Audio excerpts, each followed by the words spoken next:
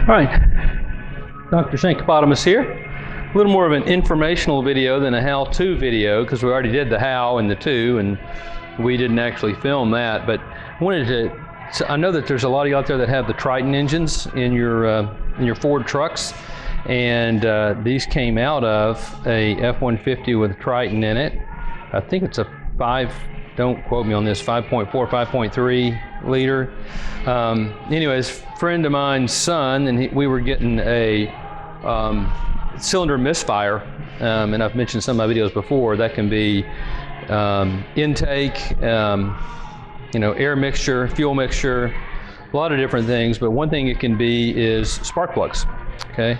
According to his son, he had replaced these 20 to 30,000 miles ago, so that's not too long on these plugs. But after seeing what these plugs look like, I wanted to give you guys a little heads up. These are Champions that were put into there when he had them done before. And let me just see, 7989, I think is the number for these Champions. And the design of this engine is a little bit unusual. As you can tell, the one I'm holding in my hand, not in such good shape, okay?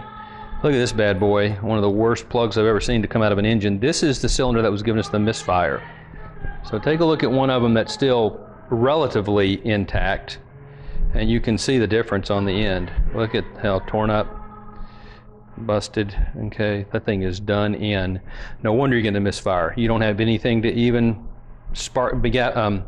get the gap, or get the spark, right? You don't even have a gap here to spark anything here. So yeah, what a mess. So this one was in pieces. Now the problem is, somewhere along the way where all this is kind of burning off and corroded off and knocked off, all of that crap went into his cylinder. And so we just have to see going forward if the cylinder's been damaged so much that it's not going to work anymore. But when you see a plug like that, you got to worry about your cylinder. And if you want to be complete and it's a car that you're going to want to keep, this has got a ton of miles on his car, he's just going to drive it, see if it works. If not, then it doesn't. But one thing you would definitely want to do, if you see a spark plug this bad off, do a compression test and do a leak down test on that cylinder that it's in. You might have ruined the rings and everything else in there with this kind of crap going into your cylinder. So that was the worst one. Surprisingly, this one, again, look at what it's supposed to look like, was not given a misfire for some reason. But anyway, so cylinder misfires could be a real problem. These engines are known for having trouble with their plugs, and the other reason I wanted to point this out is, or talk about this a little bit, is that the design is I think kind of odd. I don't have one of these engines, but it's kind of odd. So this section right here is through your cylinder head, all right? And then if you can imagine inside the engine, cylinder head all the way back to here, because you screw it in, this slides tightly through the cylinder head and seals, and then this part right here is in the chamber, okay, in the combustion chamber. So this is sticking to the combustion chamber just enough for you to fire. This is actually in the cylinder head. What happens over time is this part will stick and you just can't get it out. You've got metal to metal and it gets so stuck that when you try to screw it out, you break this off inside of the cylinder head. And that's a lot of work to get that thing out. Either, I've heard some people drilling it out, but that's going to put particles down your cylinder too. I think you really just have to pull the cylinder head off completely and go in there and then take this out without getting anything down into the cylinder. But a couple of things. What we saw and what we did, and it worked okay, was do just a quarter turn, just enough to loosen it a little bit, and spray carb cleaner down into it. Let that sit there for a while, another half turn, some more carb cleaner, back and forth a little bit to make sure it's loose, and then all the way out.